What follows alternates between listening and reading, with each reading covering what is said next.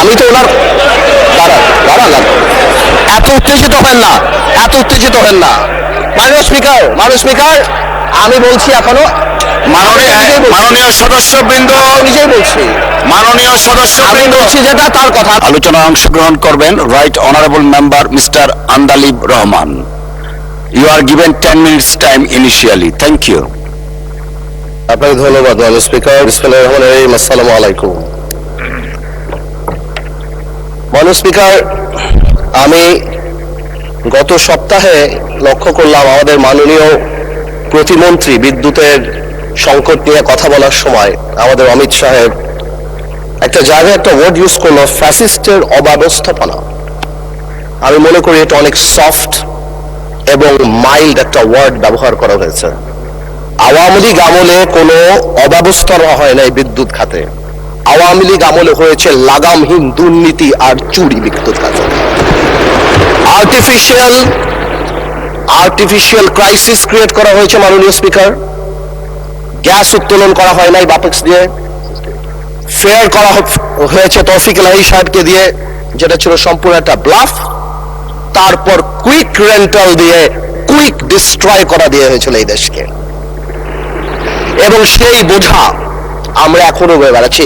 আমি এই কথাটা সম্মানের সাথে এই জন্য বলি, আমি কয়েকদিন ধরে আই ওয়াজ ওয়ান্ডারিং যে কেন তরুণ সমাজরা বারবার শুধু জুলাইতে এই 36 দিনের কথাই বলে।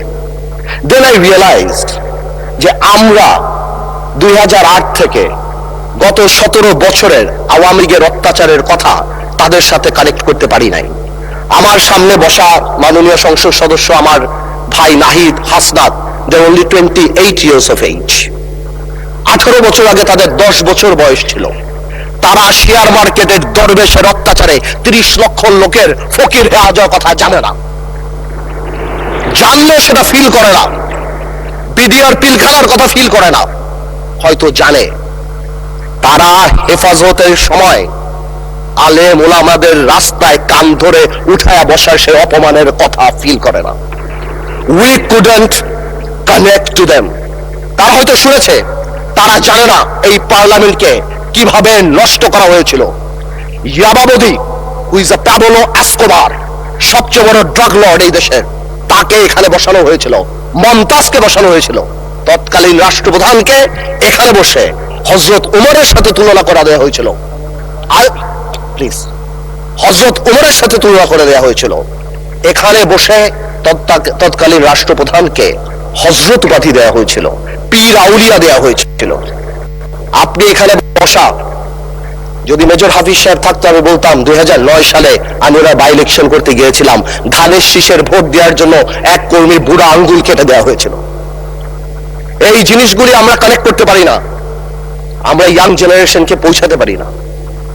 তাহলে তারা রিয়েলাইজ করতো এরকম 36 দিনের জুলাইয়ের ছোট ছোট জুলাই আমরা 17 বছর উপলব্ধি করেছি। মাননীয়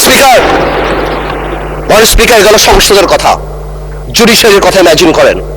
আর্স্কিন মেয়র পার্লামেন্টারি প্রসিডিংসে বলা আছে জুডিশিয়ারি নিয়ে আমাদের কথা বলা উচিত না, বাট আমার বলতে হচ্ছে একটা দেশ থেকে চিফ জাস্টিস ভেঙে চলে গেছে। কি পরিমাণ ইন্টিমিডেশন, কি পরিমাণ প্রেজুডিশিয়াল এফেক্ট, সেটা আর অন্যান্য হাইকোর্টের জাস্টিস রূপে পড়া হয়। আমার দেশ নেত্রী খালেদা জিয়ার বিচারের রায় গণভবনের বারান্দায় বসে লেখা হয়েছে, যেখানে লক্ষ কোটি টাকা এক একটা মন্ত্রী 700 বাড়ির মালিক ডুবাইতে হয়েছে। আজকে মাননীয় প্রধানমন্ত্রী বসা, ওনার রায়ও হয়তো গণভবনের কোন করিডোর থেকে রাখা হয়েছিল। জুডিশিয়ারিকে এভাবে ধ্বংস করে দেওয়া হয়েছে। ব্যুরোক্রেসি, তিতাসে নাকি কেজিতে করে টাকা খেত। ওয়াসার এমডি কে সরানোর জন্য হাইকোর্টে রিট করা হয়েছে। থাকসিন কি নাম তার? একটা বিসিএস পরীক্ষাতে বঙ্গবন্ধু মুজিবুর রহমানের ছবির পিছে যদি জাতির জনক না বলা হয়, তাহলে সেই পরীক্ষায় পাশ করানো হয় নাই। এরপরও ডিএনএ টেস্ট করে 15 লাখ টাকা ঘুষ নিয়ে তারপর বিসিএস এ চাকরি দেওয়া হয়েছে। এটা তো গেল শুধু এই সংবাদ মাধ্যম, চ্যানেল 1, দিগন্ত, ইসলামিক টিভি। পত্রিকার মালিকরা রাত্রে ঘুমাতে পারতো না। সামাজিক যোগাযোগ মাধ্যমে আমরা একটা ফেসবুকে স্ট্যাটাস লিখে 10 বার সেটা ডিলিট করতাম, চিন্তা করতাম এই বুঝি আইসিটি আমাদের ধরলো কিনা। ব্যবসায়ীদের কথা বলেন, বাংলাদেশের ব্যবসায়ীরা সব দলের সাথে সম্পর্ক থাকবে, ঠিক আছে, কিন্তু কিছু ব্যবসায়ী ভয় চলে গিয়েছে। আমরা এও শুনেছি বড় বড় ব্যবসায়ীরা তৎকালীন সরকার প্রধানকে মা, আম্মু বলে সম্বোধন করেছে।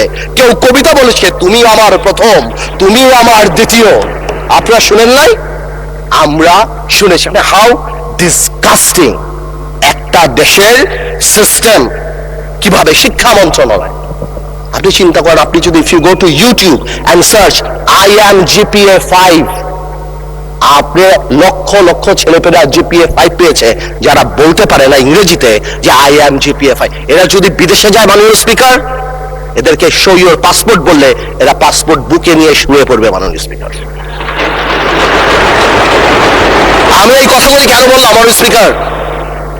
আমি এই কথাগুলি এই জন্য বললাম, সিস্টেমেটিক্যালি এই দেশকে এমন ভাবে নষ্ট করা হয়েছে। এক, the young generation must realize যেটা আমাদের দোষ। we couldn't connect to the Gen Z generation and tell them what atrocity been going on. আমরা কি ট্রমার মধ্যে থেকে 17 বছর গিয়েছি। আরেকটা রিজন বোঝা দরকার যে মাননীয় প্রধানমন্ত্রী তারেক রহমান সাহেব বাংলা ইতিহাসের সবচেয়ে খারাপ সময় বাংলাদেশের দায়িত্ব নিয়েছে। বাংলাদেশের প্রধানমন্ত্রী তারেক রহমান সাহেব যখন গণতন্ত্র ক্ষতবিক্ষত, তখন বাংলাদেশের দায়িত্ব নিয়েছে, যখন the whole country system is completely corrupted. এখন প্রশ্ন হলো, আমরা চাই যাতে আমরা এটা ঠিক করি, বাট এই ঠিক করার জন্য সবচেয়ে বড় ভূমিকা আমাদের। আর when I say আমাদের, we include বিরোধী দল। কিন্তু আমি বিরোধী দলের একটা জিনিস আমি এটা বুঝি না, ওনারা আমাদেরকে ভালোই বাসে না। আমরা এত চেষ্টা করি, ওনারা বলে না স্পিকার বলে না, তুম হামসে মোহাব্বত করো হাম বেওয়াফা নেহি করেঙ্গে। বলে না, উর্দুতে বললাম যাতে বুঝতে অসুবিধা হয়। উর্দু বই দেখছি একটা, আমি একটা উর্দু বই দেখছি, ওই যে পিছিয়ে উর্দু বই একটা, আর আপনাদের সাথে কমিউনিকেট করতে, এনিওয়েজ আমি আপনাকে কল করি, will talk about it later. আচ্ছা, এখানে বসে স্পেশালি আমাদের বিরোধী নেতা শহীদুর রহমান সাহেব এত সুন্দর কথা বলে, অর্ধেক তো এদিকে ফ্যানই হয়ে গেছে ওনার কথার। উনি এত সুন্দর করে বলেন, আসুন না, কেন না আমরা এটা করতে পারি না, মাননীয় স্পিকার, বিএনপি ফ্যাসিবাদীর রাস্তা ধরে হাঁটা শুরু করছে শফিকুর রহমান। বিড়ালের মতো বাঁচতে চাই না, সিংহের মতো বাঁচতে চাই। মানুষ আশরাফুল মাখলুকাত আল্লাহ বানাইছে, আমরা সিংহ বিড়াল হয়ে যাচ্ছি। সংস্কার পিছিয়ে গেল, অভ্যুত্থানের প্রস্তুতি হবে। জিয়া পরিবার থেকে মানুষকে মুক্ত করার ঘোষণা। 16 বছর জিয়া পরিবারের থেকে মুক্ত করতে শেখ হাসিনা হেলিকপ্টার দিয়ে পালিয়েছে, সাতরা পালাবে মাননীয় স্পিকার। বলে কি, জিয়া পরিবার মানে বাংলাদেশের গণতন্ত্র, জিয়া পরিবার মানে বাংলাদেশের স্বাধীনতার ধারক বাহক, জিয়া পরিবার মানে বাংলাদেশের স্বাধীনতার ধারক বাহক। এখন জিয়া পরিবার মানে গণতন্ত্রের এখন কেন্দ্রবিন্দু। জিয়া পরিবার আল্লাহ, আওয়ামী লীগ সরাতে 16 বছর, আপনাদের সরাতে 16 দিন লাগবে না। এইসব কথা বলার পরও যেই আমরা একটু অ্যাটাকে যাই, আসুন আমরা সবাই এক হয়ে যাই। এই ডাবল স্ট্যান্ডার্ড করে লাভ হবে না। আমি বিরোধী দলের নেতাকে সম্মানের সাথে বলতে চাই, আপনি আপনার ঐক্য, আপনার দলে ক্লাস নেন। আপনি বুঝান that he who comes in equity must come with clean hands. আপনি একবার এক কথা বলবেন রাজপথে, গণঅভ্যুত্থান ডাক দিবেন। এই যে নাহিদ ভাই কই আজকে হ্যাপি বার্থডে বললাম, সে দেখি আগে গুলি নাকি আগে খাবে। কে মারবে ভাই তোমার? কেন মারবো? আমরা একসাথে যুদ্ধ করেছি আমরা 2 বছর আগে। why would we do that? এই যে মাইন্ডসেট, এই মাইন্ডসেট দিয়ে আমরা কোনোদিনও কাঙ্ক্ষিত জায়গায় পৌঁছাতে পারবো না। একটু আগে আমাদের মাননীয় আমার তো ভয় লাগে ওনারে, একটু আগে আমাদের স্বরাষ্ট্রমন্ত্রী সাহেব উনি বলে গেল জাতি বিভক্ত করা যাবে না। তো জাতি বিভক্ত না করলে মুক্তিযুদ্ধের ইতিহাস কিভাবে শিখাবো? হাওয়ার সাথে যুদ্ধ করছে মুক্তি দেয়নি, জাতি বিভক্ত করা যাবে না, বাংলাদেশকে হিন্দু মুসলমানে ভাগ করা যাবে না, আমেরিকার কাছে ভাগ করা যাবে না। মুক্তিযুদ্ধের ইতিহাস যখন বলতে হবে তখন আমি কার সাথে, আমি হাবার সাথে যুদ্ধ করছি, আমরা রাজাকারের সাথে যুদ্ধ করছি, এবং তাই আমরা এখানে আসছি। আজকে তো শেষ। এইবার বলতে চাই, এই তো অনেক কথা তো বললাম, আমি মনে করি এখন আমরা এটাকে চেঞ্জ করবো কিভাবে। How Time is extended for another 8 minutes for you.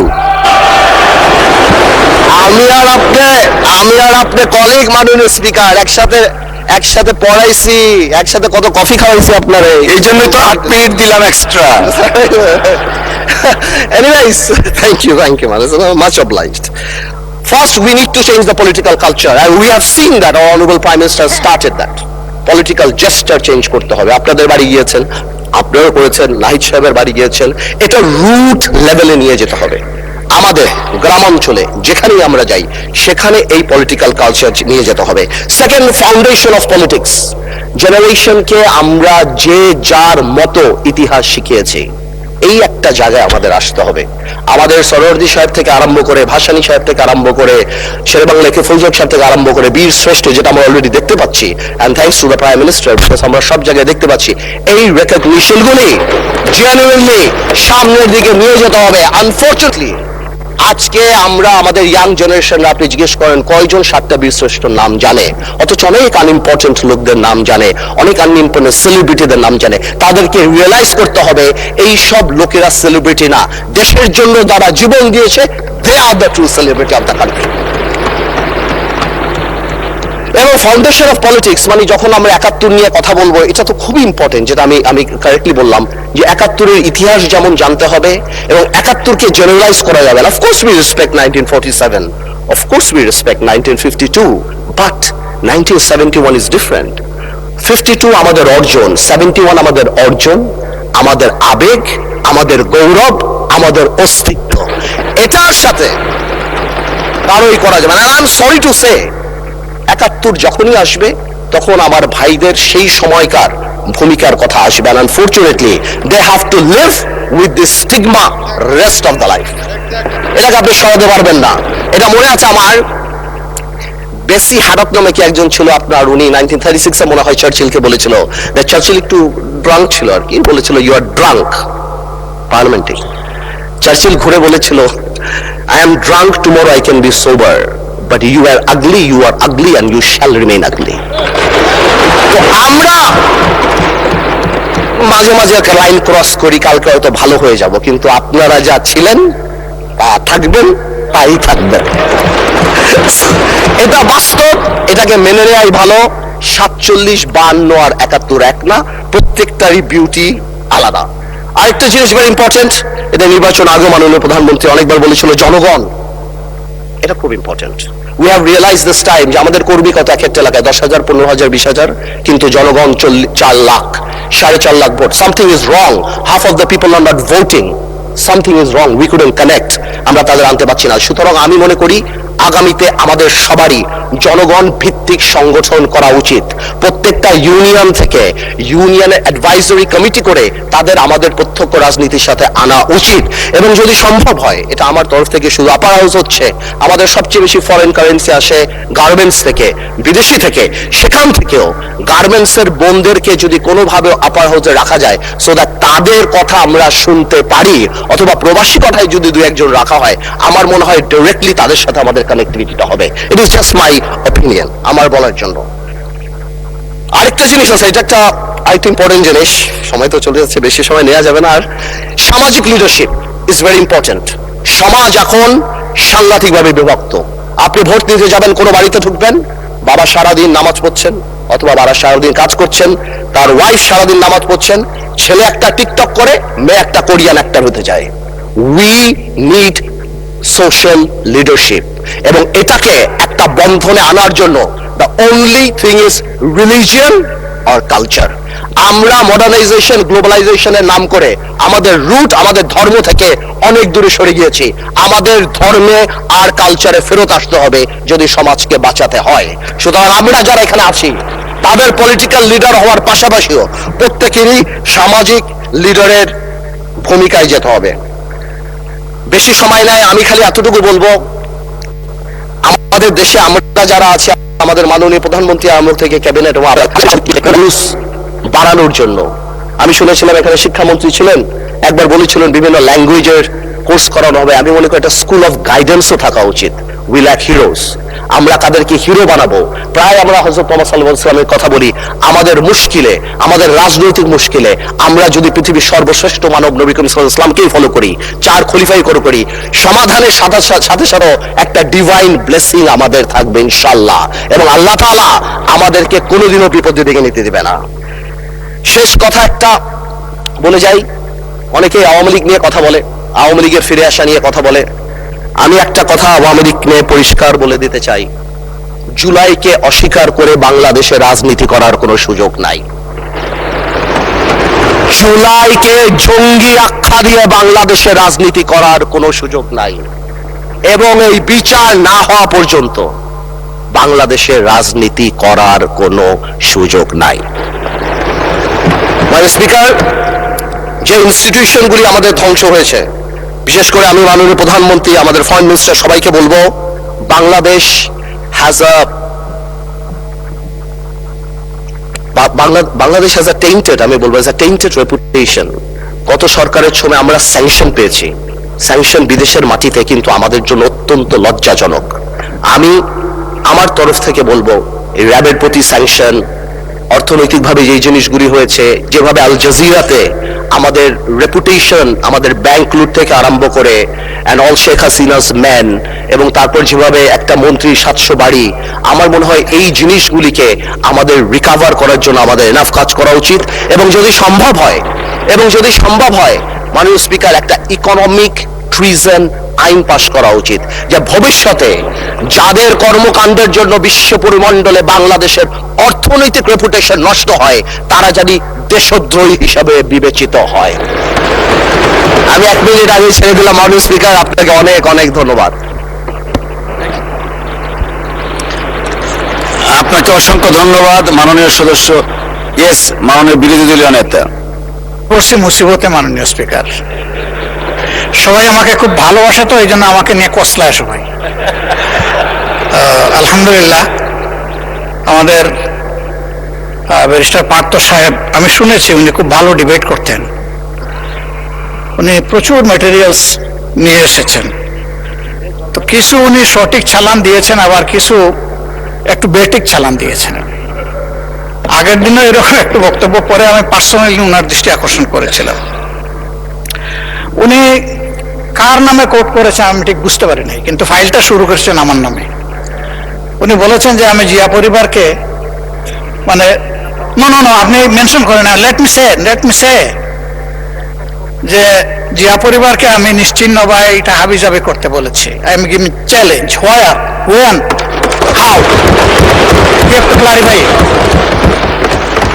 আমি এই ধরনের র্যাকলেস কথা কারো নামেই বলি না, এমনকি শেখ হাসিনার পরিবারের নামে আমি বলি না। যে দুষ করবে তার সাথে যাবে বিষয়টা, অন্য কেউ বললে সেটা আমার নামে চালান হবে না। তা আমি ওনাকে অনুরোধ করব, বক্তব্যের মাধুর্য ছড়াইতে গিয়ে আমার উপরে যেন ভবিষ্যতে আর মেহরবানি করে এই ধরনের দয়া উনি না করেন।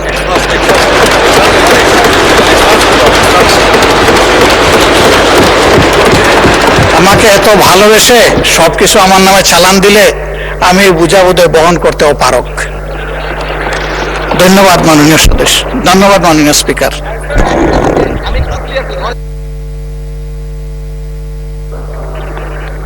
মাননীয় সদস্য, কথা তো হয়ে গেছে, এক মিনিট। এটা আমি বলছি, এই যে আমার হাতে ডকুমেন্ট আছে, জিয়া পরিবার থেকে মানুষকে মুক্ত করার এনসিপির এক নেতা বলেছেন। আমি তো ওনার দাঁড়ান, এত উত্তেজিত হেন না মাননীয় স্পিকার, আমি বলছি এখনো, মাননীয় সদস্যবৃন্দ, নিজেই বলছি, মাননীয় সদস্যবৃন্দ, বলছি যেটা তার কথা, আমি ওনার কথা বলি না। Mister Andalib Rahman honourable member, আপনারা বসেন দয়া করে। কথা বলি নাই, ওনার ঐক্যের কথা বলেছি।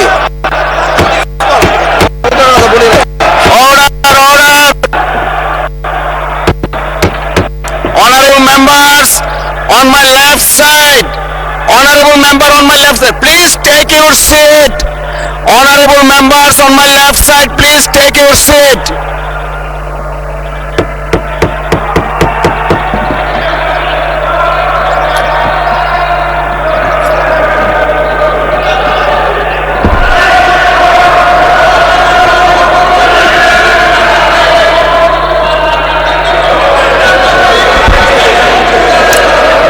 Everyone please take your seat.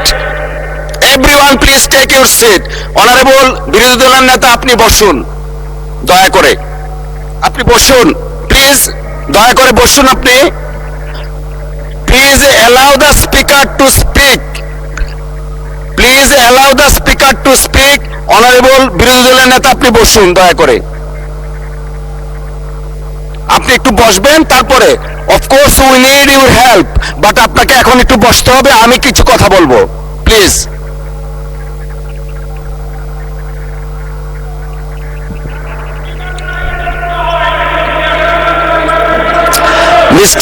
Mister Abidin please আপনি বসেন, মাননীয় সদস্য আপনি বসেন। লিডার অফ দ্য হাউস আছেন, honourable leader of the house as well as opposition leader. একজন মাননীয় সদস্য বক্তব্য রাখছেন, you may like it or dislike it, but you have no rights to oppose him standing way. একটু আগে বিরতির আগে আমাদের মাননীয় স্পিকার বলে গেছেন যে প্রত্যেকের ফ্রিডম আছে, you have every rights to speak with the permission of the speaker, but you have no rights whatsoever to attack each other the way you did it. It is very much unfortunate. জাতি 24-এর মহান গণ অভ্যুত্থানের কথা আমরা বারবার বলি, চেতনার কথা বলি, এই চেতনা তো জাতি দেখতে চায় না।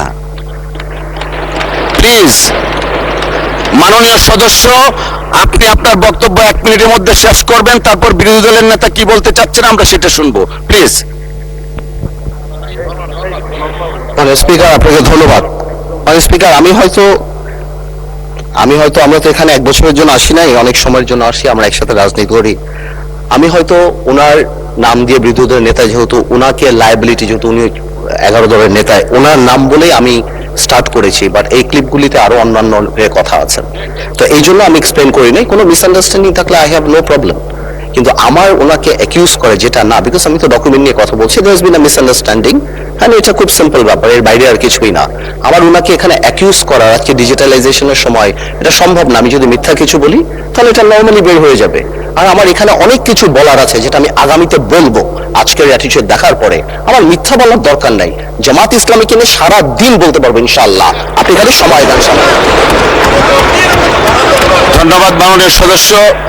মাননীয় বিরোধী দলের নেতা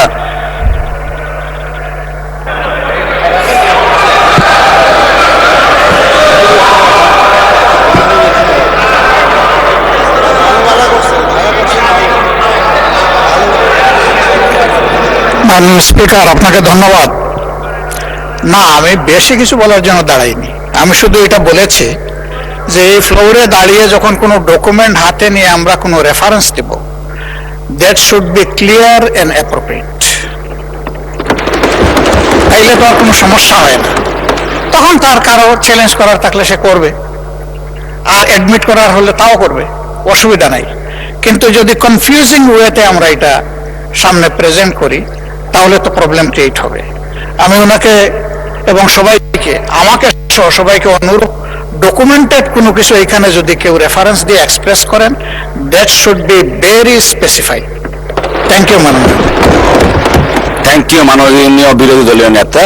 এটা আমরা আগেও বলেছি, মাননীয় একজন সদস্য একবার একটা স্টেটমেন্ট দিয়েছেন একজন মানুষের মৃত্যু নিয়ে, আমরা আগেও বলেছি, এখনো আবার বলছি, আমরা মহান জাতীয় সংসদের সামনে যখন যে বক্তব্য উপস্থাপন করব, জেনে বুঝে শুনে আমরা করব। সকলকে ধন্যবাদ।